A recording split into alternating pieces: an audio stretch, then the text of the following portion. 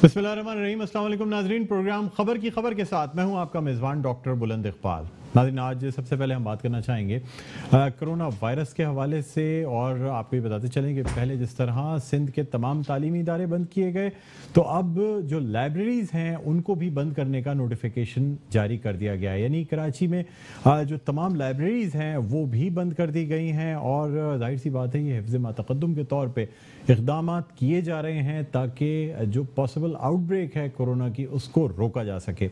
यहाँ आपको ये भी बताते चलें कि अब प्रॉपर डायरेक्टिव्स मौजूद हैं कि जब तक वजारत जो सेहत है वफाकी हुकूमत की, उसकी जानिब से जब तक कोई अनाउंसमेंट नहीं होता उस वक्त तक सोशल मीडिया पे चलने वाली ख़बरों को मज़ीद आगे नहीं फैलाया जा सकता। यानी जितने केसेस रिपोर्ट होंगे उनकी बाकायदा रिपोर्टिंग वजारत सेहत वफाकी हुकूमत की जानिब से की जाएगी, और उसके बाद सिर्फ उन्हीं केसेस का मीडिया में तस्करा किया जा सकता है। यहाँ आपको ये भी बताते चलें कि मुख्तलिफ समाजी जो जमातें हैं वो या जो सियासी जमातें हैं अब मुख्तलिफ कैंप्स लगा के मुख्तलिफ मकामात पे कोरोना से बचाव के जो मास्क हैं वो बांटे जा रहे हैं। जहाँ एक तरफ ज़ख़ीरा अंदोज़ों ने मास्क को, जो कि N95 मास्क बड़ा मशहूर हुआ, उसको नायाब कर दिया था। ज़्यादा कीमत मिलने के हुसूल में मास्क मार्केट से शॉर्ट हो गए थे। फिर जब हुकूमत की जानिब से और रेंजर्स की जानिब से क्रैकडाउन किया गया और ये कहा गया कि अगर किसी ने मास्क की ज़ख़ीरा अंदोज़ी की या ज़्यादा कीमत में मास्क फ़रोख्त किए तो उसे जेल में डाला जाएगा। उसके बाद ये मास्क पहले तो महंगे थे और अब मार्केट से नापैद हो गए हैं। लेकिन जो सियासी जमातें हैं उनकी जानिब से मास्क डिस्ट्रीब्यूट करने का सिलसिला जारी है। आज भी पाकिस्तान तहरीक इंसाफ की जानिब से एक कराची के मकाम पर ये मुफ्त मास्क दिए गए, और इस कैंपेन में शरीक हुए आफ्ताब सिद्दीकी साहब जो कि रहनुमा हैं पाकिस्तान तहरीक इंसाफ के, और खुर्रम शेर ज़मान, जिन्होंने आज जो है वो कराची के एक मकाम पर मुफ्त मास्क तकसीम किए।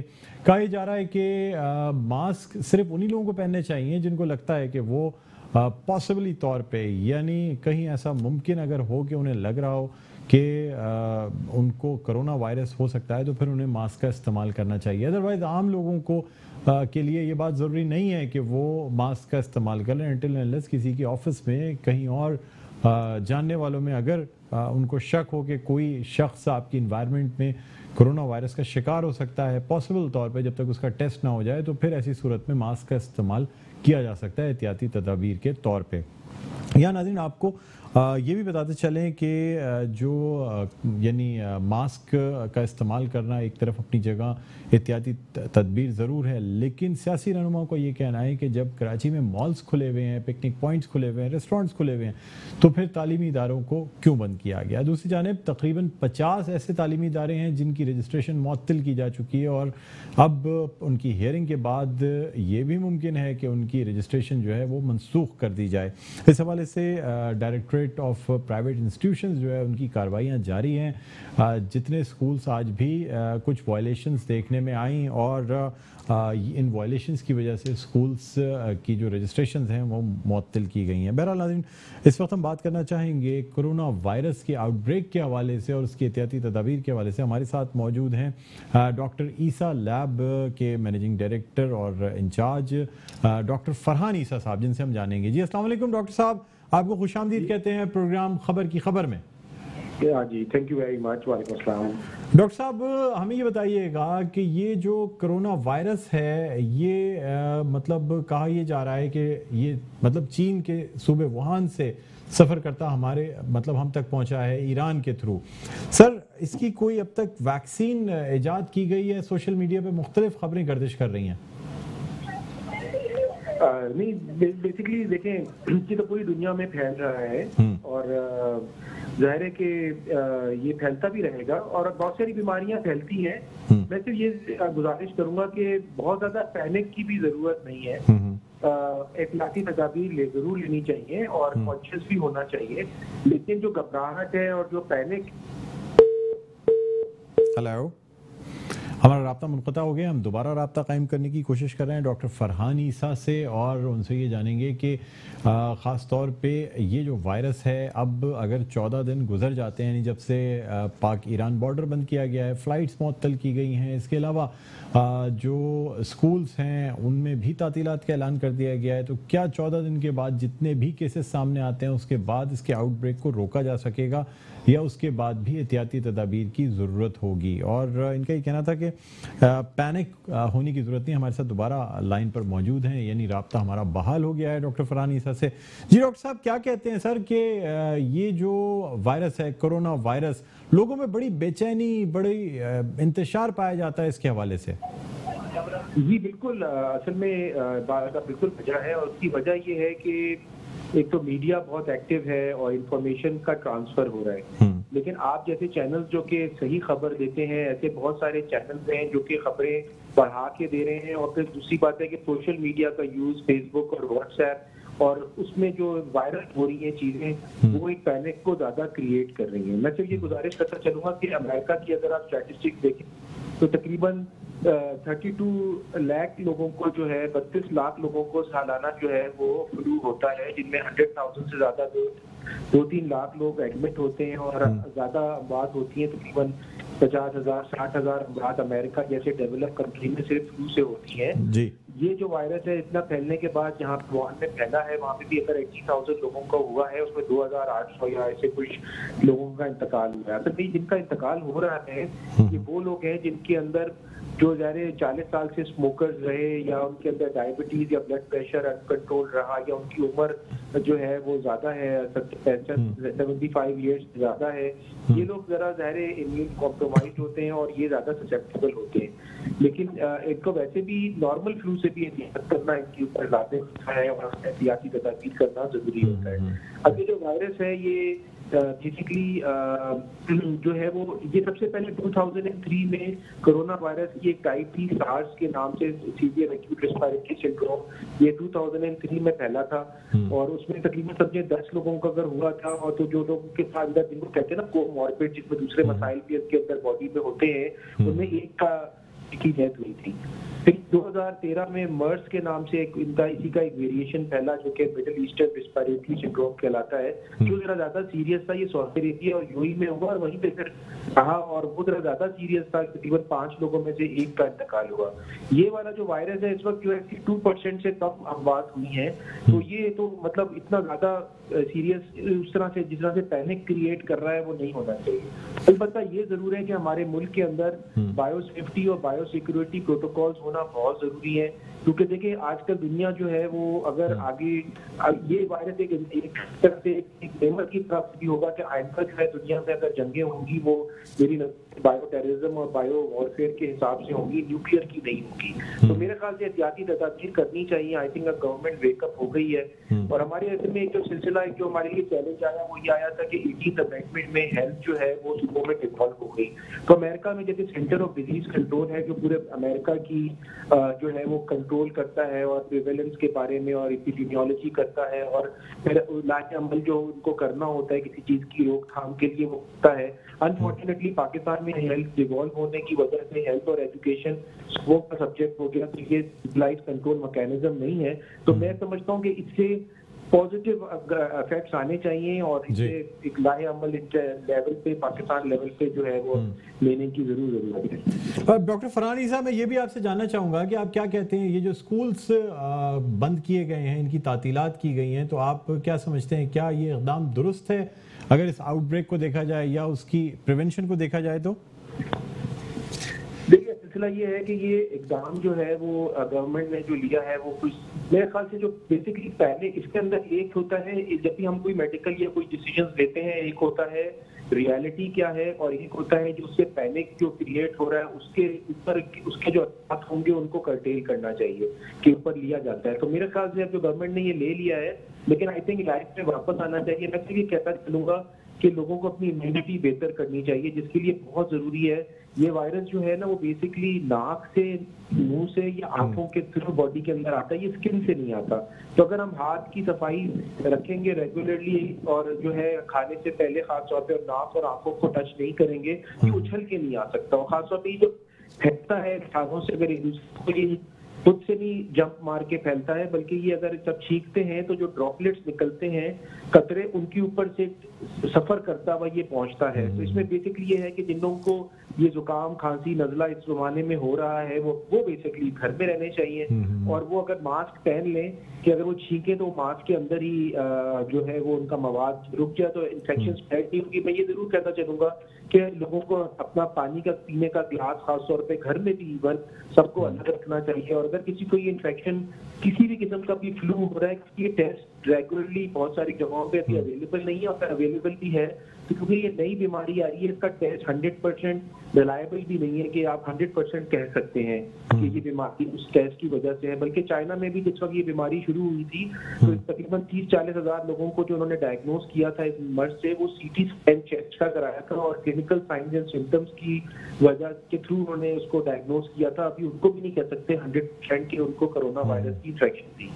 तो अच्छा डॉक्टर साहब, ये भी आपसे जानना चाहेंगे कि अब सिंध हुकूमत ने फैसला किया है कि तकरीबन 5000 किट्स जो हैं वो खरीदी जाएंगी, 10 करोड़ रुपए मुख्तस किए गए हैं इस कोरोना वायरस की तशखीस के लिए, उसके हवाले से आप क्या कहते हैं? देखें, गवर्नमेंट जो है इस वक्त, हमारी तो गवर्नमेंट जो है वो सर, लेकिन सर जो आपकी लैब में टेस्ट किया जाता है वो तो पीसीआर से किया जाता है ना, पॉलीमरेज चेन रिएक्शन के थ्रू इसका टेस्ट किया जाता है, लेकिन अब ये कह रहे हैं कि कोई टेस्ट किट्स भी मौजूद हैं जो कि खरीदी जा सकती चिटिंग करते हैं ना। तो मैं देखिए, अनफॉर्चुनेटली जब गवर्नमेंट जो भी डिसीजन लेती है, हमारी उनके पास कोई एडवाइजरी पैनल नहीं है जिसके अंदर कंसल्टेंट माइक्रोबायोलॉजिस्ट हो, एंटेमोलॉजिस्ट हो, बीमारी एक्सपर्ट हो, वायरोलॉजिस्ट हो। गवर्नमेंट डिसाइड करती है पॉलिटिकल थॉट प्रोसेस के हिसाब से, और जो पैसे रखे गए हैं वो पता नहीं कौन सी किट के लिए रखे गए हैं। अमेरिका में एक किट आई है जो कि 3 स्टेप किट कहलाती है, और वहाँ पे भी जब से ये रिपोर्ट हुआ है तो सारे उनके पास एडवांसमेंट्स हैं।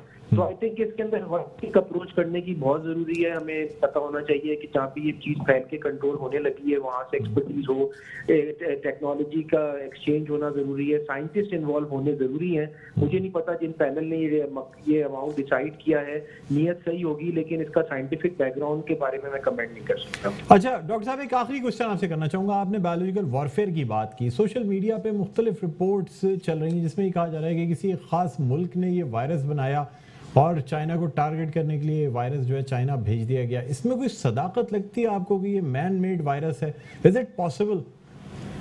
नहीं, देखिए बात ये कि ये कहीं कोई भी 100% कंफर्म नहीं कर सकता, ना इसको कोई डिनाई कर सकता है ना कंफर्म कर सकता है। तो ये बात जो है मैं आपसे जो कहना ही चाह रहा हूँ। तो सर क्या ये वायरसेस जो हैं ये इंसान बना सकता है? क्या ये मैन मेड हो सकते हैं लेबोरेटरी में जदीद तरीके से? क्या ये वायरस बनाए जा सकते हैं? बेसिकली वायरसेस बनाना नहीं होता, बेसिकली वायरसेस को मॉडिफाई किया जाता है। बल्कि जो वैक्सीन बनते हैं उसमें लाइव अटेन्यूएटेड वायरसेस होते हैं। वो वायरसेस वैक्सीन में जो बनाए जाते हैं उनको इस तरह से किया जाता है कि वो वायरस तो जिंदा होता है लेकिन जो वो नुकसानात पहुंचाता है वो नहीं पहुंचा सकता, वो वाली पावर उसकी ले जाती है, तो अटेन्यूएट किया जाता है। और कभी कभार अटेन्यूएटेड वायरस जो है वो इन्फेक्शन भी कॉज कर देता है, डायरेक्शन कर सकता है। बल्कि मैं तो कहना चाहूंगा कि इस वक्त जो है हमने ये डॉक्टर ईसा लिबॉर्टी ने डिसाइड किया है कि हम जो है ना ये कोरोना वायरस का टेस्ट टेक्नोलॉजी होते हुए नहीं करेंगे, क्योंकि हम नहीं चाहते कि मरीज आए और वो दूसरे जो पेशेंट्स, हमारे नॉर्मल पेशेंट जो दूसरे पेशेंट्स हैं उनसे अफेक्टेड हो।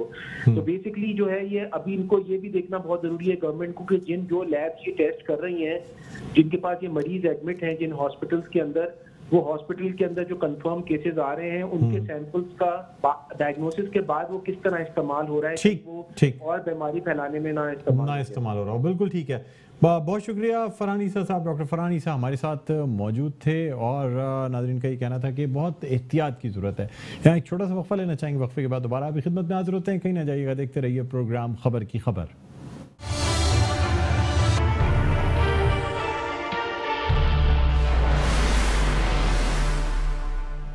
जी नाज़रीन, वेलकम बैक। एक दफ़ा फिर आपको खुशामदीद कहते हैं प्रोग्राम में खबर की खबर। मैं हूं आपका मेज़बान डॉक्टर बुलंद इकबाल। अब हम कुछ बात करना चाहेंगे स्कूलों की तातीलात के हवाले से। डायरेक्टरेट ऑफ प्राइवेट इंस्टीट्यूशंस ने Saeed Ghani, minister for education, government of Sindh की जानिब से जब ये फैसला किया गया कि कराची के और सिंध भर के तमाम स्कूलों को 2 तारीख से लेकर 13 मार्च तक बंद कर देना है, तो फिर एक हुक्मनामा निकाला गया और उसमें वाज़े तौर पर ये बता दिया गया कि न सिर्फ स्कूल, कॉलेजेस, यूनिवर्सिटीज़ बल्कि कोचिंग सेंटर्स और ऐसे कोई भी तालीमी इदारे जहां स्टूडेंट्स की आमद होती है या तालिब इल्मों की आमद होती है उन सबको बंद रखना है। इस हवाले से पहले रोज़ भी यानी पीर के रोज़ भी खिलाफ वर्जी देखी गई। आज भी बहुत से स्कूल्स जो हैं वो खुले हुए पाए गए। तकरीबन 50 के करीब स्कूलों की रजिस्ट्रेशन जो है वो मुअत्तल की जा चुकी है और सब्सिक्वेंटली अगर कोई सेटिस्फैक्ट्री जवाब ना मिल सका तो फिर इन स्कूलों की रजिस्ट्रेशन कैंसिल कर दी जाएगी। इनसे क्या बहरान पैदा होगा, या क्या वजह है कि ये स्कूल हुक्मनामा नहीं मान रहे हैं, अपने स्कूल की रजिस्ट्रेशन जो है वो तो कैंसिल करा रहे हैं लेकिन स्कूल खोलने पर मजबूर हैं। इसी वाले से हम गुफ्तगू करना चाहेंगे। इस वक्त हमारे साथ ऑनलाइन मौजूद हैं सदर हैं private schools all Pakistan private schools association के, हमारे साथ मौजूद हैं जनाब शरफुज़्ज़मान साहब। अस्सलाम वालेकुम शरफुज़्ज़मान साहब, खुश आमदीद कहते हैं प्रोग्राम खबर की खबर में। जी वालेकुम अस्सलाम बुलंद इकबाल भाई। सर क्या कहते हैं कि ये जो स्कूल्स हैं ये वाज़े हुक्मनामा मौजूद है कि स्कूल खोलने की ज़रूरत नहीं है, क्या फ़ीस की वजह है कि फ़ीस कलेक्ट करनी होती है, या क्या वजह है कि ये स्कूल्स जो हैं खुले जा रहे हैं, खिलाफ वर्जी की जा रही है, रजिस्ट्रेशन कैंसिल हो रही है, क्यों आखिर? बुलंद इकबाल भाई, असल में हजारों की तादाद है स्कूल्स की। अब उस दरमियान पीर के दिन के लिए तो हमने खैर वज़ीर आला सिंध और मिनिस्टर ऑफ एजुकेशन और डायरेक्टोरेट से हमने अपील की है कि उन पीर के रोज जितने केसेस बनाए गए उनको रिलीफ दिया जाए, इसलिए कि पहला दिन था। बाद वालिदैन भी जो है ना अनजाने में लाके बच्चों को छोड़कर चले जाते हैं, वो एक मसला बनता है। लेकिन पीर के बाद आज जितने स्कूल खुले हमने उसके लिए कोई अपील नहीं किया। हमने ये जरूर कहा है कि रजिस्ट्रेशन कैंसिल करने की तरफ नहीं जाना चाहिए, बल्कि इदारे के जो ऑनर हैं, जो एडमिनिस्ट्रेटर हैं, जो प्रिंसिपल हैं, उनके ऊपर जुर्माना करना चाहिए। अगर इदारा का रजिस्ट्रेशन आप कैंसिल कर रहे हैं तो आप सजा स्कूल्स को और उन तालिब इल्म को दे रहे हैं जिनको आपने खुद से हिफाजती इक़दाम के तहत घर पे बैठाया हुआ है। ये बात आज हमने की है और इंशाअल्लाह ताला हमें उम्मीद है कि इस बात पे जरूर गौर किया जाएगा। सर पीर के दिन तो समझ में आता है कि स्कूलों में कम्युनिकेशन नहीं हो सकी, आज के दिन क्यों खोले गए सर? तकरीबन 30 स्कूलों दिन के लिए हमने कहा है कि जुर्माना किया जाए जिन स्कूलों ने स्कूल खोल लिया है। देखें बुलंद सर, आपकी एसोसिएशन की जानिब से इस हवाले से कोई सर्कुलर निकाला गया, व्हाट्सएप ग्रुप पे बताया गया? सर्कुलर निकाला गया, वॉइस मैसेज दिया गया, वीडियो मैसेज दिया गया। पिछले 3 दिनों में 4 दिनों में सब चीजें की गई हैं सर। लेकिन सियासत भी हो रही है शरफुज़्ज़मान साहब। आपकी जो मुख्तलिफ एसोसिएशंस बनी हुई हैं वो सोशल मीडिया पे मुख्तलिफ किस्म के मैसेजेस डाले जा रहे हैं कि जी बाइकआउट करें, सिंध हुकूमत का ये गलत फैसला है, बच्चों का जो है ना तालीमी साल जाया हो रहा है। सर क्यों ऐसा किया जा रहा है कि बच्चों की सेहत के इशू पे सियासत की जा रही है? सर मैं तो एक चीज जानता हूं जिसको मैंने अपने तमाम स्कूल एजुकेशन में पूरे सिंध में हमने इनको ये मैसेज दिया है कि देखें, अगर किसी भी हुकूमत की तरफ से अगर कोई हुक्मनामा जारी किया जाता है, कोई एहतियाती तदाबीर दी जाती है, तो इसका मतलब हरगिज ये नहीं होता है कि सिर्फ हुकूमती अमला ही इसके ऊपर वर्क करेगा तो हर चीज कंट्रोल में आ जाएगी। कौम को भी साथ देना पड़ेगा और जिस मुल्क में जिस जगह पे कौम अपने हुकूमत के साथ होती है वो हर बड़ी से बड़ी मुश्किलात से वो लड़ जाते हैं और जीत जाते हैं। इंशाअल्लाह ताला ये कोरोना वायरस से भी हम जीतेंगे, बिल्कुल जीतेंगे। लेकिन जो स्कूल एजुकेशन के हवाले से कल की शिकायत थी उसके लिए मैंने माजरत किया है खुद सबसे और उस बात को सुनी भी गई है। लेकिन आज के लिए मैंने कहा स्कूल रजिस्ट्रेशन में प्रिंसिपल के ऊपर जुर्माना आयद करें। और साथ में एक बात और है, देखें बुलंद इकबाल भाई, आपने बड़े खुलकर बात की है चैनल्स पे, आपने अपने टीवी चैनल्स के मार्फत से कि क्या फीसों का मामला है। देखें बुलंद इकबाल भाई, फीसों का तो मामला है, खाली पेट तो जंग नहीं लड़ी जाती है। आपने बच्चों को एहतियाती तदाबीर के तहत अगर कहा है कि उनको स्कूल पे ना आने दिया जाए तो फिर स्कूल का ऑफिस तो खोलने दे, असातिज़ा को तो आने दे। सारी चीजें तो खुली हुई है, हर तरफ पूरी मार्केट खुली हुई है, मस्जिदों में इज्तिमा हो रहा है, बाहर इज्तिमा हो रहा है, समुद्र के किनारे लोग पड़े हुए हैं, तो आपने स्कूल का ऑफिस क्यों बंद करवा दिया? स्कूल का ऑफिस अगर बंद नहीं होता तो यकीनन इतना पैनिक इसके ऊपर नहीं फैला होता, क्योंकि हर चीज का एक दस्तूर होता है, एक तरीकेकार होता है। देखिए, अगर हम 15 तारीख तक स्कूल को बंद रखेंगे, आप हमें बताएं कि ये निजी तालीमी इदारा है, प्राइवेट स्कूल से गवर्नमेंट की तरफ से हमें जरा बराबर 0% का भी कोई सपोर्ट नहीं होता है। गवर्नमेंट हमें कभी भी लोन या डोनेशन देने की बात ही नहीं करती है। अरबों खरबों रुपए गवर्नमेंट को मिलते हैं, सारे गवर्नमेंट स्कूल में ही खत्म हो जाते हैं। और गवर्नमेंट स्कूल का जो हालत से ज़ाहिर है वो किसी से ढका छुपा नहीं है। मैं टाइम को किल नहीं करना चाहता, मैं सिर्फ ये बताना चाह रहा हूँ कि ऑफिस को खोलने की इजाजत दी जाए, असातिज़ा को आने की इजाजत दी जाए, इम्तिहानी उमूर के जो काम ठप पड़ गए हैं उस काम को करना बहुत जरूरी है। स्कूल खुलते ही बच्चों के इम्तिहानात शुरू हो जाएंगे, तो अगर आप 15 दिन में हर एक चीज को कंट्रोल कर लेंगे और इंशाअल्लाह हम और गवर्नमेंट यानी अवाम और गवर्नमेंट दोनों मिलकर हम इसको कंट्रोल कर लेंगे इंशाअल्लाह ताला, अल्लाह के जात से पूरी उम्मीद है।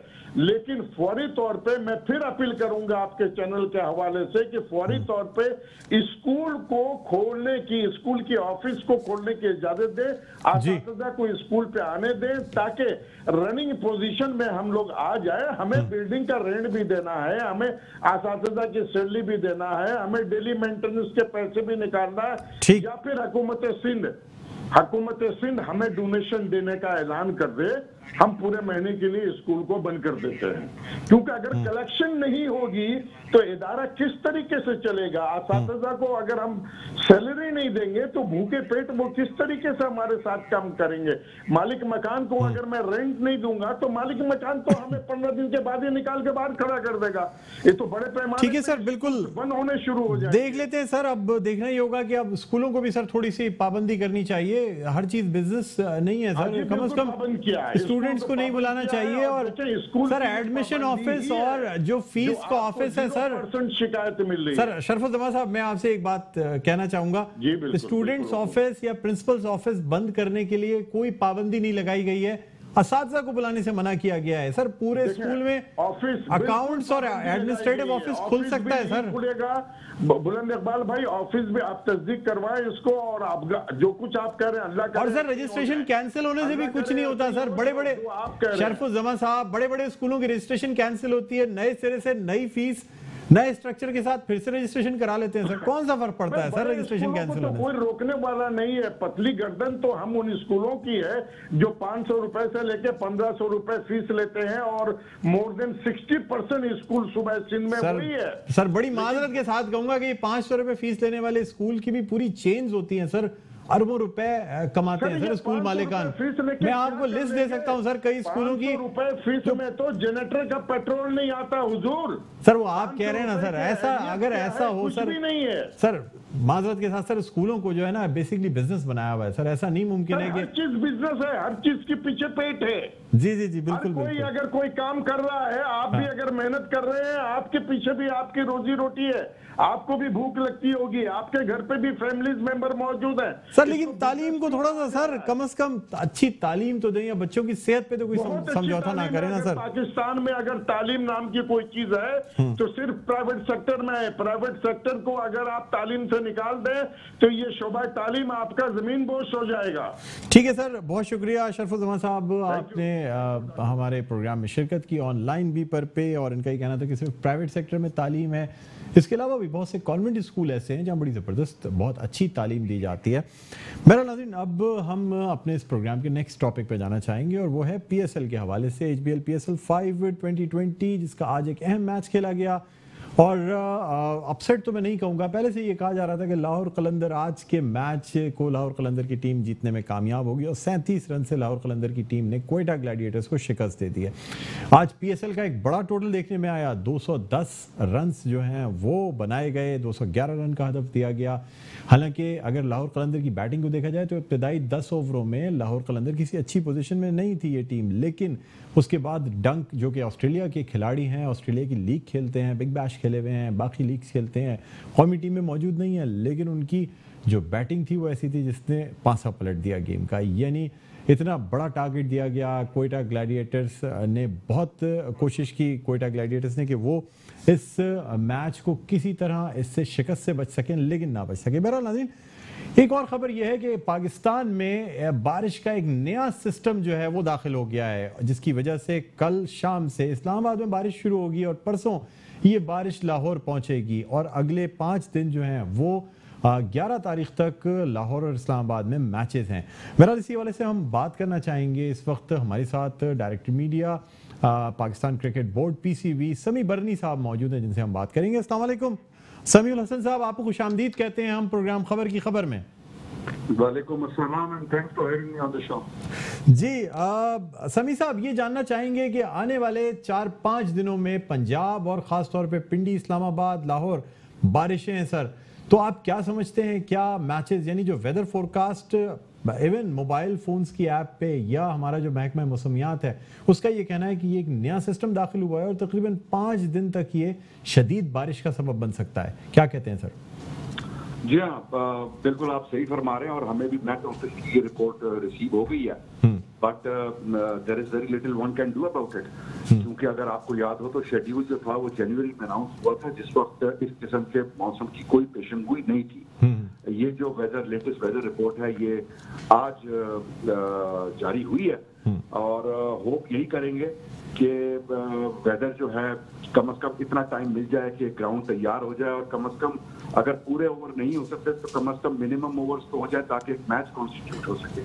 But at the end sir, अब तक 2 मैचेस बारिश से मुतासर हो चुके हैं। एक मैच 12 ओवरों तक मुहित किया गया, एक मैच में 1-1 पॉइंट दोनों टीमों को दिया गया, लेकिन अगर अगले 5-6 रोज बारिश रहती है तो आप क्या समझते हैं सर, टूर्नामेंट की जो एक्साइटमेंट है वो नहीं कम हो जाएगी? क्या कोई ऑल्टरनेट वेन्यू पे नहीं जाया जा सकता, जबकि पता है कि अगले, और सर आजकल की प्रेडिक्शन के दौर में क्लियर कट जो वेदर फोरकास्ट आती हैं ऐसा होता है सर? देखिए, मैंने जैसे पहले अर्ज किया, जब जनवरी के अंदर शेड्यूल अनाउंस हुआ था उस वक्त कोई ऐसे वेदर फोरकास्ट नहीं थी। आपने अपने इंट्रो के अंदर कहा कि नया सिस्टम दाखिल हुआ जी, तो हम दोनों एक ही बात कर रहे हैं, ये एक लेटेस्ट इंफॉर्मेशन है। वेदर चेंज होता रहता है और ये पूरी दुनिया का एक फिनोमेना है, पहली बात। दूसरी बात, ग्लोबल इवेंट्स के अंदर बारिश या वेदर अफेक्ट कर सकता है, क्योंकि ये सब चीजें बहुत पहले प्लान की जाती हैं और उस दिन वेदर क्या है वो तो कोई भी प्रेडिक्ट नहीं कर सकता। बट अगर वेदर ने अफेक्ट किया गेम्स को तो as per the playing condition decision होंगे। मिनिमम 5 ओवर का मैच जो होता है वो कॉन्स्टिट्यूट करता है। अगर 5-5 ओवर दोनों टीमें नहीं खेलती तो points will have to be shared. ये इसी तरह कोई भी आप ग्लोबल क्रिकेट इवेंट देखेंगे जी जी, तो यही होता है। समी साहब, आपसे ये भी जानना चाहेंगे, आप नहीं समझते कि ओवर्स जितने लिमिटेड होते जाते हैं उतनी ही टीम्स को एडवांटेज मिलता जाता है? यानी किसी टीम के पास हो सकता है कि 1 या 2 अच्छे प्लेयर्स हों और 5 ओवर किसी 1 या 2 प्लेयर के लिए खेलना कोई मुश्किल नहीं होते। आप नहीं समझते रिजल्ट्स चेंज होंगे अगर बारिशें होती हैं, ओवर्स रिस्ट्रिक्ट होते हैं, मैचेस बराबर होते हैं, 1-1 पॉइंट दोनों टीमों को मिलता है, तो इससे पीएसएल के रिजल्ट्स में कोई तब्दीली आएगी? देखिए, पीएसएल एक बहुत प्रोफेशनल लीग है, इसके अंदर सारे प्रोफेशनल क्रिकेटर्स खेल रहे हैं। इनका जो कोचिंग स्टाफ है उससे ज्यादा प्रोफेशनल है। उनके लिए ये कोई चीजें नहीं है। उनको पता है, अकॉर्डिंगली टीम्स अपनी स्ट्रेटजीज को रिवाइज करती है और उसके हिसाब से चाहे बैटिंग हो चाहे बॉलिंग हो वो अपने आप को स्ट्रेंथन करती है। तो प्रोफेशनल क्रिकेट है, प्रोफेशनल खिलाड़ी हैं, they are used to all these things, तो ये इतना कोई मेजर इश्यू नहीं है। समीउल हसन साहब, एक और नुक्ते की तरफ मैं आपकी तवज्जो दिलाना चाहूँगा और आपसे जानना भी चाहूँगा सर, यहाँ कराची में जो मैचेस हैं 12 तारीख से लेके 17 तारीख तक, सर मैचेस या वेन्यू सेम है और टीमों के फ़र्क की वजह से टिकट प्राइसेस में ज़मीन आसमान का फ़र्क है? यानी अगर हम बात करें फजल मोहम्मद इंक्लोजर की, जो कि वीआईपी इंक्लोजर माना जाता है सर, इस इंक्लोजर का टिकट 1500 में भी है सर दस्तियाब, 2000 में भी है, 4000 में भी है। सर ये क्या वजह है कि शाकीन क्रिकेट के लिए टिकट की प्राइसेस बढ़ाई गई हैं मैचेस के हिसाब से? सर आप माशाल्लाह दुनिया ट्रैवल करते हैं, तो क्या ये टीम्स के जोशो खरोश की वजह से प्राइसेस में फर्क रखा गया है? जी नहीं, जो वीकडेज हैं उसमें प्राइसेस कम हैं, जो वीकेंड्स हैं उसके प्राइसेस डिफरेंट हैं, जो ओपनिंग सेरेमनी थी या नॉकआउट मैचेस हैं उसकी प्राइसेस डिफरेंट हैं। और रिसेंटली हमने इंट्रोड्यूस किया है डिस्काउंट फॉर द स्टूडेंट्स, तो ये कंसिस्टेंट है हर जगह, क्योंकि जो ट्यूसडे का मैच होता है उसकी वो प्राइस आप नहीं रखते तो संडे या सैटरडे के मैच की होती, तो ये वेरी करती है। और वही जो इंटरनेशनल नॉर्म्स हैं वही पीएसएल के अंदर भी यूज। सर डबल से ज्यादा प्राइसेस है सर वीकेंड पे, यानी पहले तो ये होता था कि पीएसएल जिस तरह हम दुबई वगैरह में देखते थे, एक टिकट में 2 मैचेस भी हुआ करते थे, या एक टिकट पे 1 मैच है और वो भी वीकेंड्स पे सर डबल प्राइस है। यानी अगर जो टिकट वीकडेज में 1500 का है वो थोड़ा वीकेंड पे फ्राइडे तक 2000 और उसके बाद 4000 का टिकट है। सर मैं स्क्रीन पे चला भी रहा हूँ टिकट्स की प्राइसेस जो निजी कोरियर कंपनी की वेबसाइट पे मौजूद हैं। जी आप सही कह, बट आप दुबई को नहीं कंपेयर कर सकते, क्योंकि दुबई के अंदर लोग नहीं आते थे। आज भी गद्दाफी स्टेडियम में मेरे अपने हिसाब से नाकिस राय के अंदर more than 30,000 people were inside. National stadium के ऊपर भी यही रहा है। बट प्राइसेस मैं आपकी इंफॉर्मेशन को चैलेंज नहीं कर रहा, मैंने तो बनाई है इसलिए मुझे पता है। जी सर, वेरी कर रहा है from weekend matches to week matches, और सर्टन चीजों को देख के किया गया है। आपकी जो प्रीमियर एनक्लोजर्स होते हैं उनकी कॉस्ट हमेशा ज्यादा होती है, वीआईपी की उससे कम होती है, जनरल स्टैंड की उससे कम होती है। तो ये डिफरेंट कैटेगरीज हैं, और डिफरेंट कैटेगरीज के आप ये बात तो कर रहे हैं, बट आप जो लोएस्ट स्टैंड के टिकट है मेरे ख्याल से वो शायद 250 रुपए की। सर 500 का लास्ट टिकट है सर, लोएस्ट स्टैंड का 500 से कम का कोई टिकट नहीं है। जो जनरल स्टैंड है, नसीमुल गनी इंक्लोजर की हम बात करते हैं, या ऐसे इंक्लोजर्स जो कि बिल्कुल जनरल स्टैंड में आते हैं। सर यहाँ आपसे वेरी कर रहा है। जी जी जी सर, यहाँ आपसे ये भी जानना चाहूंगा, अगर आपको याद हो तो पिछला स्पेल जो कराची में हुआ वीकडेज में सर, कराची में मैचेस के दौरान शायकीन क्रिकेट नहीं नजर आए सर। एक तो दोपहर में मैचेस थे और दूसरे वीकडेज थे सर। सर खाली यानी स्टेडियम दिखा के हमने दुनिया को क्या पैगाम दिया सर? इससे बेहतर ये नहीं होता कि हम स्टूडेंट्स को कोई पहले कंसेशन देते? मैंने अपने ही प्रोग्राम में कराची मैचेस खत्म होने के बाद ये पॉइंट उठाया था कि जिस तरह माजी में स्टूडेंट्स को कंसेशन दिया जाता था उस तरह कंसेशन दिया जाए। अभी भी वेबसाइट पे कहीं मौजूद नहीं है सर कि ये कंसेशन स्टूडेंट्स को फ्रीली दिया जा रहा है। हाँ, मेरा ख्याल है कि आपने मीडिया रिलीज देखी नहीं, कि आपकी नजर से गुजरी नहीं। ये परसों ही हमने अनाउंस किया है स्टूडेंट्स के जो डिस्काउंट है 20%, 25%। तो अगर आप कहेंगे तो मैं इस शो के बाद आपको भेज दूंगा सर। जो वेबसाइट मौजूद है जी सर, समी साहब आप बात कंप्लीट कर लें तो फिर मैं आपसे क्वेश्चन करूंगा। जी, मैं आपकी बात से खासी हद तक सहमत हूँ कि आफ्टरनून मैच जो थे पहले 4 दिन उसके अंदर टर्नआउट कम रहा, बट बहुत कम नहीं रहा, यस कम रहा। बट मैं आपको 12 महीने पहले लेके जाता हूँ जब 8 मैचेस कराची के अंदर हुए थे और डबल हेडर्स हुए थे। और डबल हेडर्स जब होते हैं तो एक आफ्टरनून मैच होता है और एक इवनिंग मैच होता है जी। और अगर आपको याद हो तो वो मैचेस फुल हाउस थे। बट हैविंग सेड दैट, जो आखिरी 3 मैच पहले फेज के अंदर कराची के अंदर हुए उसका अगर 100% टर्नआउट नहीं था तो राउंड अबाउट 70% जरूर था। बट इसके अंदर इम्प्रूवमेंट की गुंजाइश है। जब कराची में अब आखिरी 5 मैच अंडर लाइट्स होंगे तो I am pretty much sure कि ये फुल हाउस होगा, close to full house. Sir एक और आपसे निजी कोरियर कंपनी की वेबसाइट के हवाले से सवाल करना चाहूंगा। जाहिर सी बात है पीसीबी ने कॉन्ट्रैक्ट दिया है निजी कोरियर कंपनी को टिकट्स सेल करने का, जिस तरह दुनिया भर में मुख्तलिफ कंपनीज को कॉन्ट्रैक्ट दिया जाता है। सर इस कंपनी की वेबसाइट जो है ये कल सर दोपहर के वक्तों में जाके अपडेट हुई है, यानी जो मैचेस हुए थे उनके रिजल्ट्स अपडेट किए गए हैं कल सर तकरीबन 10 दिन के बाद। उससे पहले आप जिस मैच पे जाना चाहें जो गुजर भी चुका हो उसके भी आप टिकटिंग पे उनके स्टैंड्स पे जा सकते थे। सर क्या वजह है इतनी बड़ी कोरियर कंपनी, इतना बड़ा कॉन्ट्रैक्ट और वेबसाइट डेली यानी अपडेट नहीं हो रही थी? जो पहले दिन से वेबसाइट चल रही थी कल के दिन सर दोपहर में ये वेबसाइट अपडेट हुई है और टिकट्स के जो मैचेस गुजर चुके हैं उनके रिजल्ट्स डाले गए हैं। अब देखिए, ये आप जहन में रखें जी कि ये एक बहुत बड़ा इवेंट है जो पाकिस्तान की हिस्ट्री में हो रहा है। इससे बड़ा इवेंट कोई हुआ नहीं है। ये सबके लिए लर्निंग है, कोरियर कंपनी के लिए भी लर्निंग है, पाकिस्तान क्रिकेट बोर्ड के लिए भी लर्निंग है, प्रोबेबली आपके लिए भी लर्निंग है, क्योंकि हम सब यूज्ड टू नहीं है इतने बड़े इवेंट को करने के लिए। बट हैविंग सेड दैट, आप इस चीज को अप्रिशिएट करेंगे कि जिस तरह ये इवेंट ऑर्गेनाइज हो रहा है, ओवरवेलमिंग इसकी सक्सेस है। There will be learnings, but that is part of the process. कोई भी दुनिया का इवेंट फ्लॉलेस नहीं होता, उसके अंदर कहीं ना कहीं कमोबेशी रह जाती है। वो अगर अपनी वेबसाइट को अपडेट कर रहे हैं, यकीनी तौर पे ये जल्दी करनी चाहिए, कोई शक की गुंजाइश नहीं है। But you have to understand कि they are also under the pump कि उनको टिकट्स भी डिस्ट्रीब्यूट करने, टिकट्स भी बेचने, कभी कभी टेक्निकल प्रॉब्लम्स भी आ जाती हैं। तो आई थिंक कि हम लोग इन छोटी छोटी चीजों को इग्नोर कर सकते हैं and we can look at the larger picture which is the success of the HBL PSL, जो कि पूरे मुल्क की सक्सेस है। जो आप देखेंगे इससे इमेजेस पूरी दुनिया के अंदर जा रहे हैं, जिससे हमारे मुल्क का वकार बढ़ रहा है, जिससे हमारी प्रोफाइल बढ़ रही है। ये वो पॉजिटिव्स हैं जो आई थिंक हमें देखने चाहिए, बजाय इसके कि हम ज्यादा टाइम इसके ऊपर लगाएं कि वेबसाइट। समी साहब बिल्कुल मैं आपकी बात से एग्री करता हूं, आपको मुबारकबाद भी देता हूं, बोर्ड को भी मुबारकबाद देता हूं सक्सेसफुल इवेंट के इनेकाद पे, इसमें कोई शक की बात नहीं है सर। लेकिन सर यहाँ ये निजी कोरियर कंपनी पहली दफा ये टिकट्स हैंडल नहीं कर रही है, ये कंटिन्यूसली 3रा साल है टिकट्स की सेल। अगर आपको याद होगा जो पहला फाइनल कराची में हुआ था और इख्तितामी तकरीब हुई थी सर, उसमें भी इसी कोरियर कंपनी ने 12,000 रुपए के टिकट्स बेचे थे सर। मेरे भाई उस वक्त एक मैच था जी सर। आज आप 34 मैचों की बात कर रहे हैं। अब एक कंपैरिजन तो देखिए ना, मतलब 34 मैचेस को एक टाइम के ऊपर मैनेज करना और एक मैच को करना 34 टाइम्स द बिगर साइज, कैसे कंपैरिजन। बट मैं आपसे बहस नहीं कर रहा, मैं आपसे एग्री कर रहा हूं कि there is always room for improvement. चाहे कितना ही अच्छा आप काम करें, still there is room for improvement. But ticket information yes quickly होनी चाहिए, बट इवेंट रिलेटेड सारी इन्फॉर्मेशन इंस्टेंटली अपडेट हो रही है HPL PSL की वेबसाइट पे, bcb.com.tk की साइट के ऊपर।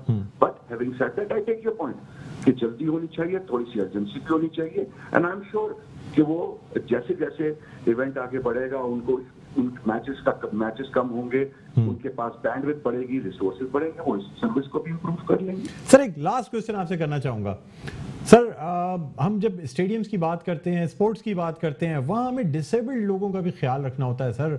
हमारी रिस्पॉन्सिबिलिटी है एज हेल्दी नेशन कि हमें अपने डिसेबल्ड लोगों को साथ लेके चलना है सर। पहले रिवायत रही है कि आधा स्टैंड एक स्टैंड उनके लिए बाकायदा मुख्तस किया जाता था। स्पेशल स्कूल से, डिसेबल्ड ऑर्गेनाइजेशन से, इंस्टीट्यूशन से बाकायदा लोग बुला के फ्री ऑफ कॉस्ट बैठाए जाते थे, रैंप का इंतजाम होता था, व्हील चेयर का इंतजाम होता था। सर ये रिवायत PCL के शुरू होते ही ये जो स्टैंड्स थे डिसेबल्ड वाले खत्म कर दिए गए सर, क्या वजह है?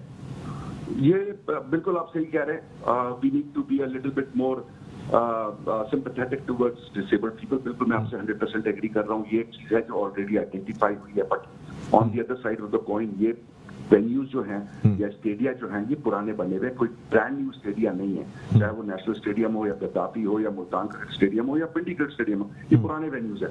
बट ये एक चीज ऑलरेडी आइडेंटिफाई हुई है, क्योंकि आप जैसे जैसे इवेंट करते हैं इसके अंदर लर्निंग होती है, जैसे पहले मैंने आपसे कहा, और इसके अंदर ये एक बड़ी वाज़ेह चीज सामने आई है कि डिसेबल्ड लोगों के लिए प्रोविजन नहीं है। होपफुली क्रिकेट अब आहिस्ता आहिस्ता हमारे यहाँ जब रेगुलर बेसिस पर होगी तो ये सब चीजें जो छोटे छोटे ग्रे एरियाज हैं या जो हमारी थोड़ी बहुत कोताहियां हैं, हम इनको इंशाल्लाह ताला ओवरकम कर लेंगे। But I take your point, ये होना चाहिए। तो सारी दुनिया में डिसेबल्ड लोगों के लिए स्टैंड्स होती है, हमारे वेन्यूज के ऊपर भी होनी चाहिए। इंशाल्लाह आगे चल के आपको इस चीज की शिकायत नहीं होगी। बहुत शुक्रिया सर। समीर हसन साहब, एक दफा फिर आपको मुबारकबाद देते हैं एक सक्सेसफुल इवेंट के होने पे, और दुआ गो हैं कि मैचेस भी अच्छे हों और इस जो PSL है इसका अख्ताम भी बहुत अच्छा हो, क्योंकि जाहिर सी बात है क्रिकेट की जब बात की जाए तो हमारी कौम भी बड़ी इमोशनल है और जाहिर सी बात है पाकिस्तान का नाम भी इसके साथ इन्वॉल्व है। तो इंशाल्लाह दुआ करते हैं कि PSL एक कामयाब इवेंट साबित होगा। नाज़रीन, इसी के साथ प्रोग्राम का अख्ताम करते हैं। मुझे बुलंद इकबाल को इजाज़त दीजिए, अपना बहुत ख्याल रखिएगा। अल्लाह हाफ़िज़।